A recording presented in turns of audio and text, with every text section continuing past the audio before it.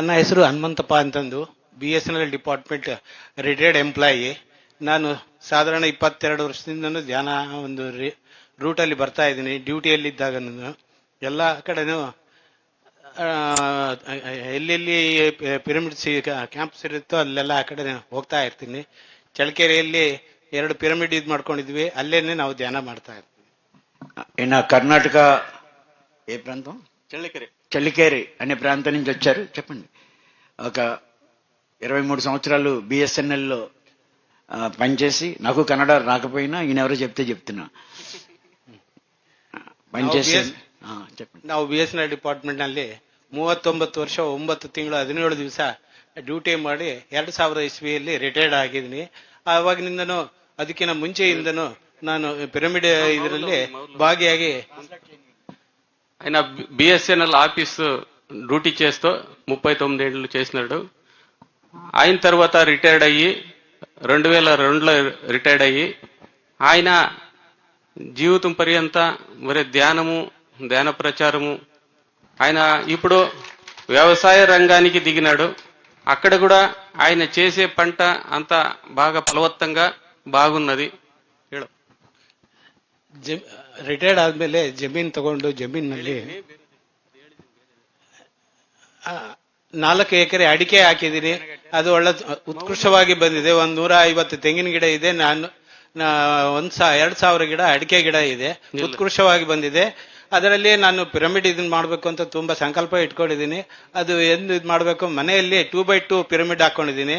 Bedroom ನಲ್ಲಿ 1x1 pyramid ನಮ್ಮ ತಾಯಿ ತಂದೆಯವರಿಗೆ ಹಾಕೊಂಡಿದ್ದೀನಿ. ఆయన తోటలో ఒక్క చెట్లు పెంచాడు, మళ్ళీ కొబ్బరి చెట్లు పెంచాడు. అన్నీ బాగున్నాయి. మళ్ళీ ఆయన పిరమిడ్ కట్టాలనే సంకల్పం ఉంది. దాన్ని చేస్తాను అని ఆయన చెప్తాడు. అంజనా జైన్ గారు, మీరు రావాలి. ನಮ್ಮ ತಂದೆಯವರಿಗೆ 95 ವರ್ಷ. ಕೊರೋನಾ ಪೀರಿಯಡ್ ನಲ್ಲಿ ಎಲ್ಲಿ ಕೈ ಕೊಡ್ತಾರೆ ಅನ್ಕೊಂಡಿದ್ದೆ. ಅಲ್ಲಿ ಜಮೀನಲ್ಲಿ ಬಂದು ನಾವು ಸ್ಟೇ ಮಾಡಿ ಪಿರಮಿಡ್ ಇದು ಮಾಡ್ಕೊಂಡಿರೋದ್ರಿಂದ ಈಗ 95 ವರ್ಷ ಆಕ್ಟಿವ್ ಆಗಿದ್ದಾರೆ. ಜಮೀನ್ ತುಂಬಾ ತಿರುಗಾಡ್ತಾರೆ. ನಮ್ಮ ತಾಯಿ ತಂದೆ ಇಬ್ರು ಇದ್ದಾರೆ. ಒಂದು ನಿಮಿಷ. ఆయన తండ్రి ఉన్నాడు 95 సంవత్సరాలు.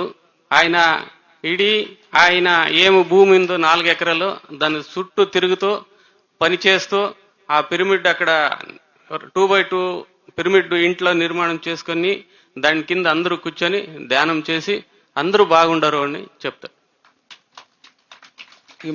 ఈ మాತು ಹೇಳೋದಕ್ಕೆ ನನಗೆ ಅವಕಾಶ ಕೊಟ್ಟಂತ ನಿಮ್ಮೆಲ್ಲರಿಗೂ ನನ್ನ ಕೃತಜ್ಞತೆಗಳು. ఈ మాట నాకు చెప్పేదానికి అవకాశం ఇచ్చిన మహనీయులకి కృతజ్ఞతలని చెప్తా ఉన్నారు. ನಾನು ಕನ್ನಡ ಮಾತಾಡ್ತೀನಿ, ನೀವೆಲ್ಲ ತೆಲುಗಿನವರು. ಆದರೂ ಪರವಾಗಿಲ್ಲ. ನನಗೇನು ಕನ್ನಡ ಮಾತಾಡ್ತೀನೋ ನಮ್ಮ ಮಿತ್ರರು ಅದನ್ನ ತೆಲುಗಿನಲ್ಲಿ ನಿಮಗೆ ತಿಳಿಸ್ತಾರೆ. ನಾನು ಒಬ್ಬ ಶಿಕ್ಷಕ, ಅಲ್ಲಿ ರಿಟೈರ್ಡ್ ಆಗಿದೆ. ರಿಟೈರ್ಡ್ ಆದ್ಮೇಲೆ ಏನ್ ಮಾಡಬೇಕು ಅಂತ ಹೇಳಿ ನಾನು ಯೋಚನೆ ಮಾಡುತ್ತಿರುವಾಗ ಈ ಒಂದು ಧ್ಯಾನ ನನಗೆ ಸಿಕ್ತು. ಯಾಕಂದ್ರೆ ಈ ಧ್ಯಾನದಿಂದ ನಾನು ಪೂರ್ಣ ಶಾಖಾಹಾರ, ನನ್ನ ಜೀವನದ ಉದ್ದಕ್ಕೂ ನಾನು ಪೂರ್ಣ ಶಾಖಾಹಾರನೇ ಆಗಿ.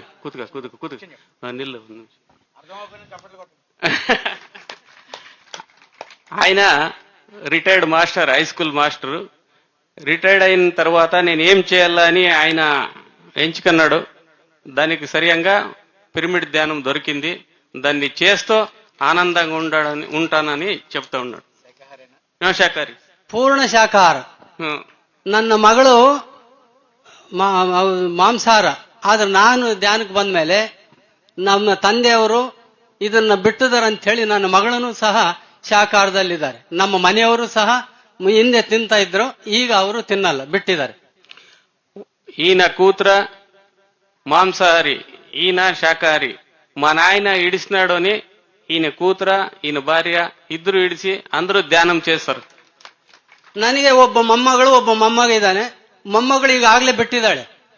ನಮ್ಮ ತಾತ ಹೇಳಿದ್ರೆ ಮಾತ್ರ ನಾನು ತಿಂತೀನಿ, ಇಲ್ಲಾಂದ್ರೆ ತಿನ್ನಲ್ಲ ಅಂತ ಹೇಳಿ ಆ ಮಗು ಅಂದಿದ್ರಿಂದ ನಾನ್ ತಿನ್ನಲ್ಲ, ನಮ್ಮ ತಾತ ಹೇಳಿದ್ರೆ ಮಾತ್ರ ತಿಂತೀನಿ, ಬೇಡಮ್ಮ ಅಂತಂದು ಬಿಟ್ಟಿದ್ದಾಳೆ ಅವಳು.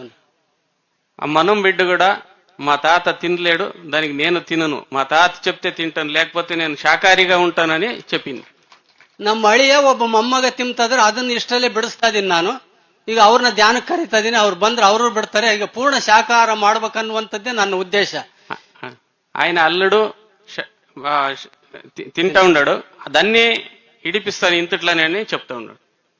సర్ ಹೇಳಿದ್ರು ఈ గుడ్డులోన ఈ గుడ్డ గుడ్డ నాకు తెలుగు రాదు. ಎಗ್ ಎಗ್ ಅದು ಬಾರಿ ಡೇಂಜರ್ ಅಂತ, ಅದು ಬಹಳಷ್ಟು ಉತ್ತಮವಾಗಿರುವಂತ, ಅದನ್ನ ತಿನ್ಲೇಕೂಡದು ಯಾರು. ಒಂದ್ಸಾರಿ ಸರ್ ಬಹಳಷ್ಟು ಅವ್ರಿಗೆ ಬಹಳ ಉದ್ದೇಶ ಇದೆ ಮುಂದೆ, ಅವ್ರಿಗೆ ಸಹಕಾರ ಕೊಡ್ತಕ್ಕಂಥದ್ದು ನಮ್ಮ ಕರ್ತವ್ಯ, ನಾವು ಮಾಡ್ಬೇಕಾಗ್ತದೆ ಅದನ್ನ. ఎగ్ అది చాలా డేంజర్, దాన్ని తినకూడదని సార్ చెప్తున్నారు. అది ఎవరు తినద్దండి అని చెప్తా ఉన్నాడు. ಪತ್ರಿಜಿ ಅವರ ಉದ್ದೇಶ ಶಾಖಾಹಾರ ಧ್ಯಾನ ಜಗತ್ತು, ಪಿರಮಿಡ್ ಜಗತ್ತು, ಶಾಖಾಹಾರ ಜಗತ್ತು, ಈ ಮೂರನ್ನ ನಾವು ಯಶಸ್ವಿಗೊಳಿಸಿದ್ರೆ ನಮ್ಮ ದೇಶ ಪಾವನವಾಗುತ್ತೆ, ನಾವೆಲ್ಲರೂ ಪಾವನವಾಗ್ತೀವಿ. ಆ ಒಂದು ದಾರಿಯಲ್ಲಿ ನೀವೆಲ್ಲರೂ ಹೋಗೋಣ ಅಂತ ಹೇಳಿ ನಾನು ಹೇಳ್ತಾ ನನ್ನ 2 ಮಾತನ್ನು ಮುಗಿಸ್ತೀನಿ. ಜೈ ಹಿಂದ್, ಜೈ ಕರ್ನಾಟಕ, ಜೈ ಭಾರತ್. ಜೈ ಕರ್ನಾಟಕ. ನನ್ನ ಹೆಸರು ಎಂ ಬಸಪ್ಪ.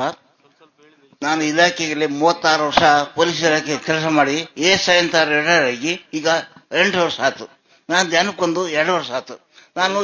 ನಾನು 5 ವರ್ಷದಿಂದ ಶಾಖಾಹಾರಿ. ಮೊದಲು ನಾನು ಸ್ವಲ್ಪ ಮಾಂಸಾಹಾರಿ ಇದ್ದೆ. ఆయన పోలీస్ డిపార్ట్మెంట్ ASI రిటైర్డ్ అయినాడు. ఆయన శాకాహారి అని చెప్తాడు. ನಾನು ಧ್ಯಾನಕ್ಕೊಂದು 2 ವರ್ಷ ಆಯ್ತು. ಆ ಧ್ಯಾನಕ್ಕೆ ಬಂದಾಗಿಂದ ಭಾರಿ ಇಂಟ್ರೆಸ್ಟ್ ಇದೆ. ಭಾರಿ ನನ್ನ ಎಲ್ಲ ಟೈಮ್ನು ಧ್ಯಾನಕ್ಕೋಸ್ಕರ ವಿನಿಯೋಗ ಮಾಡ್ತೀನಿ. ನಮ್ಮ ಚಳ್ಳಕೆರೆ ಪಿರಮಿಡ್ ಇದಾವೆ, ಅದು ಕೂಡ ಹೋಗ್ತೀನಿ, ಸೇವೆ ಮಾಡ್ತೀನಿ. ಎಲ್ಲ ಇದು ಬೆಂಗಳೂರು ವ್ಯಾಲಿ ಮತ್ತೆ ಇದು ಕಡತಾಳು ಮತ್ತೆ ಇದು ಎಲ್ಲಕ್ಕೂ ಹೋಗ್ತಾನೆ. ಹಿಂಗೆ ಈ ತರ ಇಲ್ಲಿಗೆ ಬಂದಿದ್ದೀನಿ. ಇದೇ ಫಸ್ಟ್ ಸಲ ಬಂದಿರೋದು. ನನಗೆ ಧ್ಯಾನ ಬಹಳ ಕೊಟ್ಟಿದೆ. ಈ ಧ್ಯಾನದಿಂದ ಎಲ್ಲವೂ ಸಾಧ್ಯ. ಜೀವನದಲ್ಲಿ ಏನ್ ಬೇಕಾದ್ರೂ ಸಾಧನೆ ಮಾಡ್ಬೋದು. ಏನ್ ಬೇಕಾದ್ರೂ ನಾವು ಅನ್ಕೋಬೇಕಷ್ಟೇ. ಧ್ಯಾನದಿಂದ ಏನ್ ಬೇಕಾದ್ರೂ ಮಾಡ್ಬೋದು. ಏನ್ ಅನ್ಕೊಂತೀವೋ ಅದು ಆಗ್ತದೆ. ಅಷ್ಟು ಹೇಳಿ ನಾನು ಮುಗಿಸ್ತೀನಿ 2 ಮಾತು. ఆయన 2 సంవత్సరాల నుంచి ధ్యానానికి వచ్చినాడు. ఆ ధ్యానం నుంచి నేను అన్ని పొందుతా ఉన్నాను. మా చళికేరులో సుమారు పిరమిడ్లు ఉన్నాయి. ఆ పిరమిడ్ లో ధ్యానం చేస్తాను. అంత బాగా ఇదైతుంది అని చెప్తా ఉన్నాడు. అందరికీ నమస్కారము. ధ్యాన మిత్రులందరికీ నమస్కారము. నా పేరు లావణ్య అని, రాయచూరు నుంచి వస్తున్నాను. అందరికీ మంత్రాలయం తెలుసు అనుకుంటాను. ఆదోని దగ్గర మంత్రాలయం, అక్కడ దగ్గర ఉంది. 1 అవర్ జర్నీ మా ఊరికి రావాలంటే. District head quarters north east కర్ణాటకలో.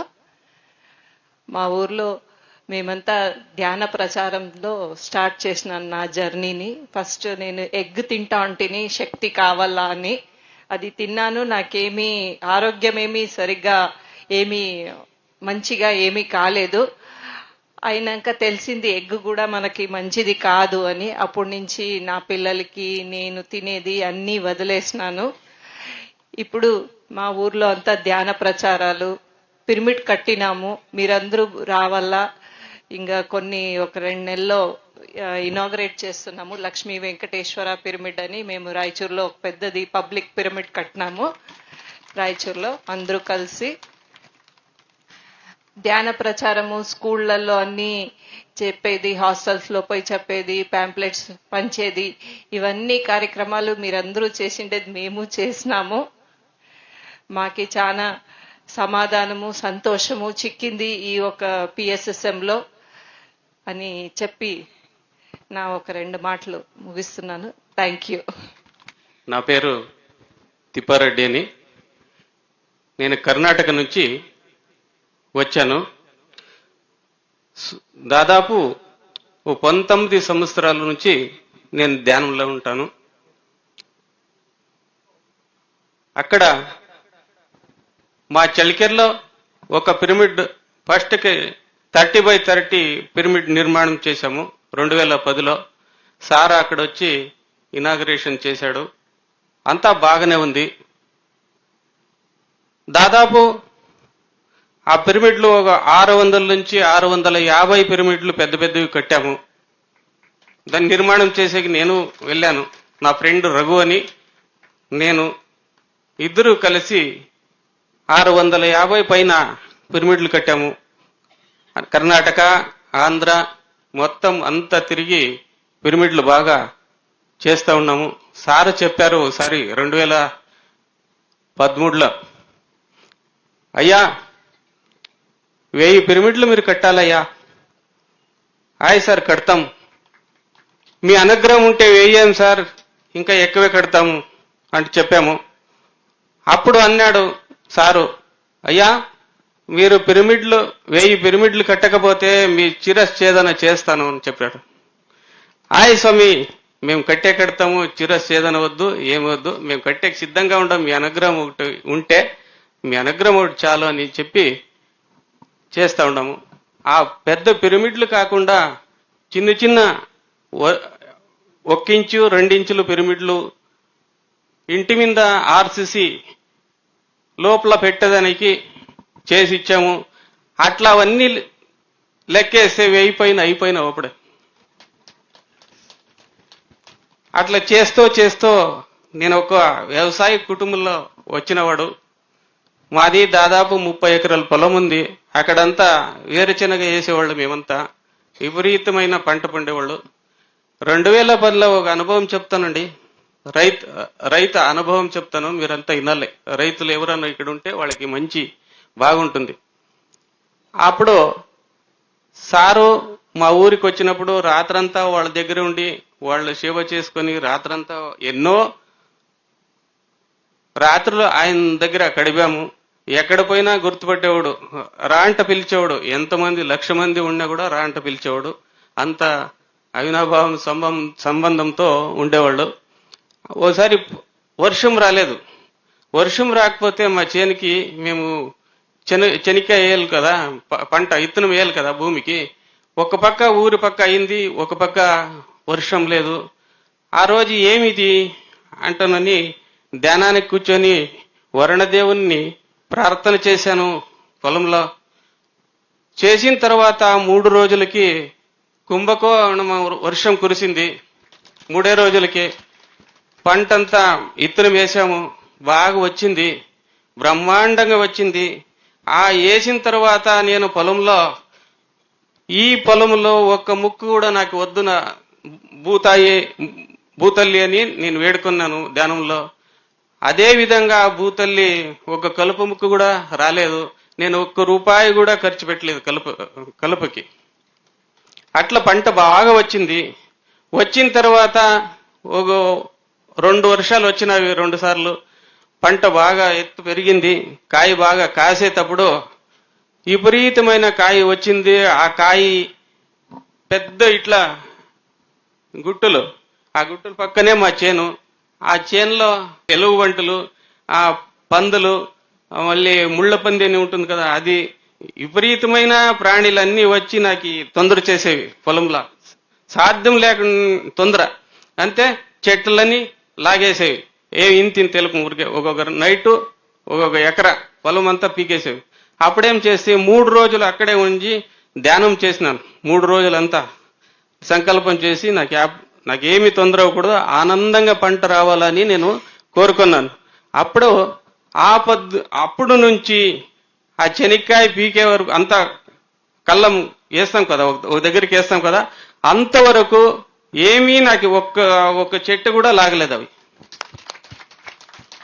వచ్చేవి. ఒక పెద్ద వండం చేశాను. ఆ వండంలో నీళ్లు ఇడిచిండాను. ఆ నీళ్లు తాగేవి, వెళ్ళిపోయేవి. మళ్ళీ వచ్చడము, నీళ్లు తాగను, వెళ్ళడం. ఇంతే నేను చేసింది, ఇంకేమీ పని చేయలే.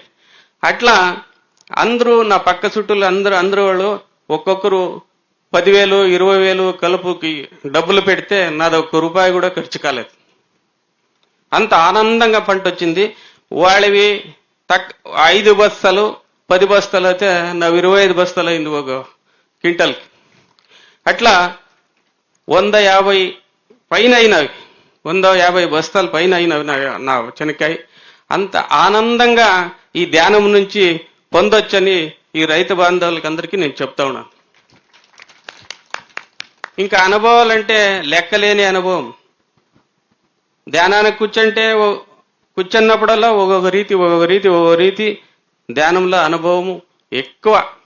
సారు మా ఊరికి రావాలనుకుంటే వారం మొదటే నాకు కళలకు వచ్చేవారు. వారం మొదటే కళలకు వస్తే మా పిరమిడ్ ఆర్గనైజర్ ఉండరు నాగేంద్ర అని, ఆయనకి చెప్పేవాడు, సార్ ఇంక వారంలో సార్ వస్తారు సార్ అంటే, ఏమయ్యా నువ్వు ఇంత తేలిగా చెప్తావు అంటే, సార్ ఇట్లా జరుగుతుంది, నాకు ఎన్నోసార్లు వచ్చినారు, అన్ని ఇప్పుడు చెప్తా ఉన్నానని వాళ్ళకి చెప్తే వాళ్ళు ఎంతో ఆనందపడేవాళ్ళు. ఇట్లా చేస్తూ ధ్యాన ప్రచారం చేస్తూ రాత్రి 10 గంటలకు 1 గంట వరకు ధ్యాన ప్రచారం ఊరూరు తిరిగి 2012లో ధ్యాన ప్రచారం చేశాము. ఇద్దరే 2 వీలర్ వెహికల్లో వెళ్ళి అంతటోరు పగలంతా రాత్రి 12 గంట వరకు ధ్యాన ప్రచారం చేసి శాకారిల్లో పాల్గొంటూ ఎక్కడ ధ్యాన మహాచక్రాలు ఎక్కడ ధ్యాన మహాయజ్ఞాలు ఉంటే అప్పటి నుంచి ఇడకుండా అన్ని ఫంక్షన్లకి అటెండ్ అయ్యాను. ఇంకా ఒకటి చెప్పాలంటే నా ఇంట్లో నేను ఒక్కడే ధ్యానం, మా భార్య చేరు, మా పిల్లల చేరు, ఒక బిడ్డ ఒక కొడుకు. అంటే మేము పక్కా ఒరిజినల్ శాకారిలే. మా ఇంట్లో మాంసాహారం లేదు, ఎన్ని తలల నుంచినూ లేదు. Okay master, thank you. అందరికీ నమస్తే. మన గురువు గారు బ్రహ్మశ్రీ పితామహ సుభాష్ పత్రేజీకి ఆత్మ ప్రణామాలు. నా పేరు అంజనా జైన్. నేను విజయనగరం నుంచి వచ్చాను. నాకు విజయనగరం వచ్చేసి 25 ఇయర్స్ అయింది. పెళ్ళి నాకు విజయనగరం.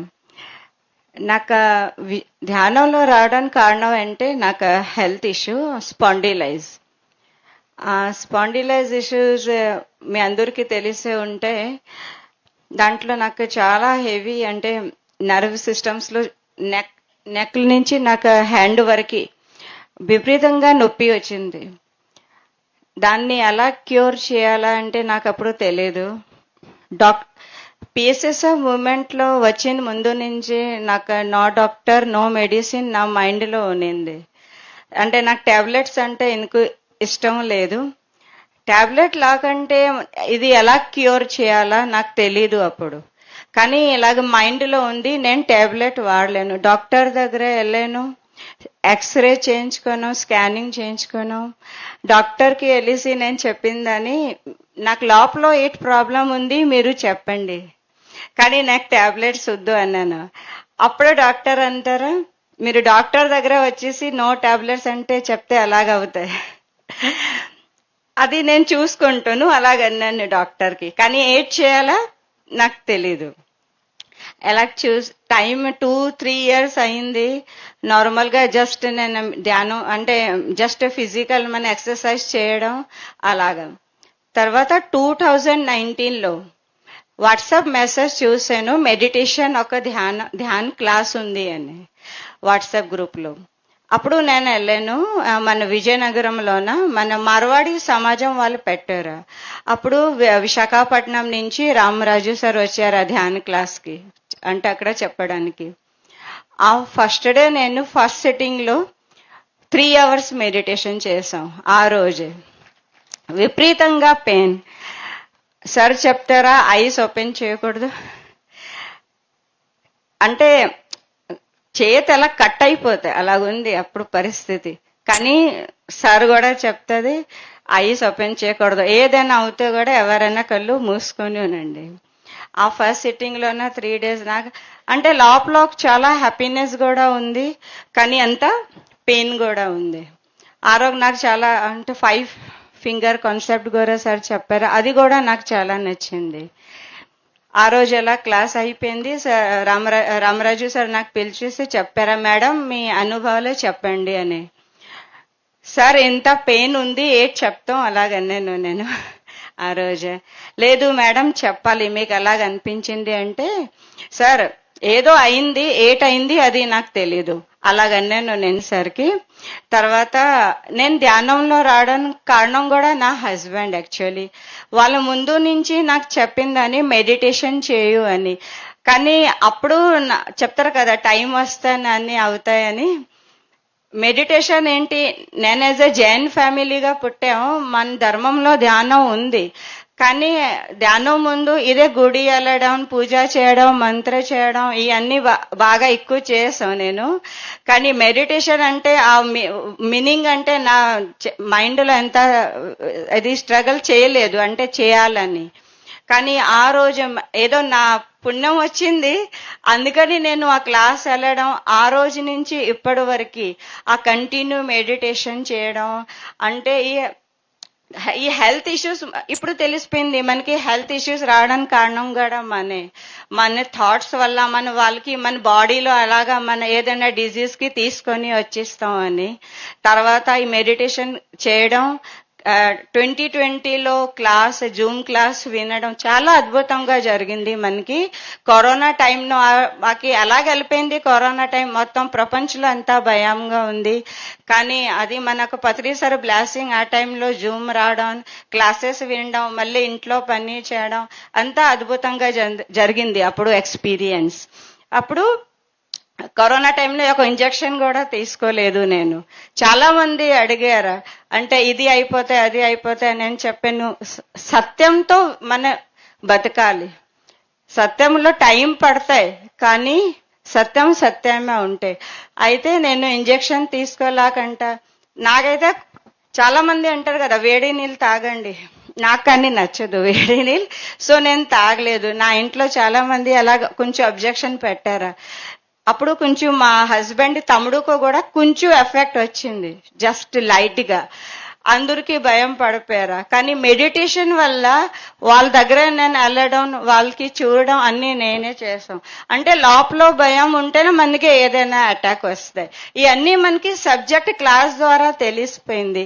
అందుకని ఆ ఫియర్లెస్, పత్రి సార్ అంటారు కదా, మన ముందు ఫియర్లెస్ గా రావాలి. పిఎస్ఎస్ మూవ్మెంట్ లో మనం ఉన్నామంటే అందరికి ఇది ఫస్ట్ మనకి నేర్చుకోవాలంటే ఫియర్లెస్ ఎలాగుందండి.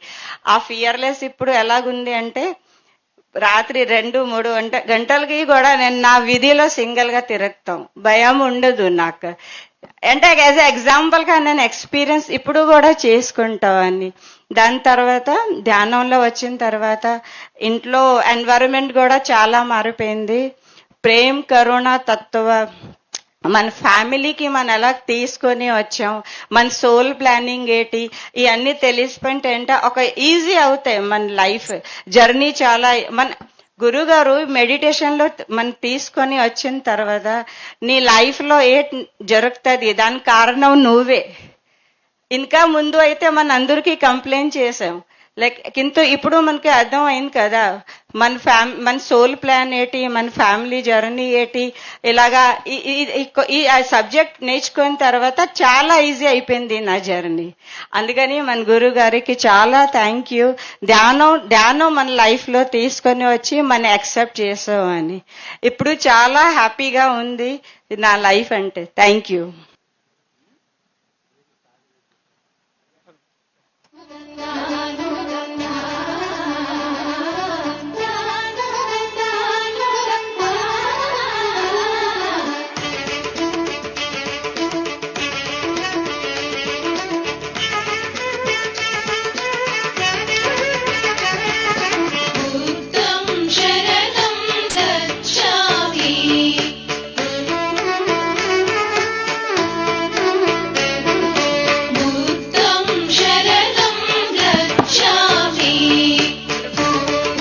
చెల్లికారు ఈ మాస్టర్స్ గట్టిగా క్లాప్స్ కొడదాం, ఇంకా గట్టిగా.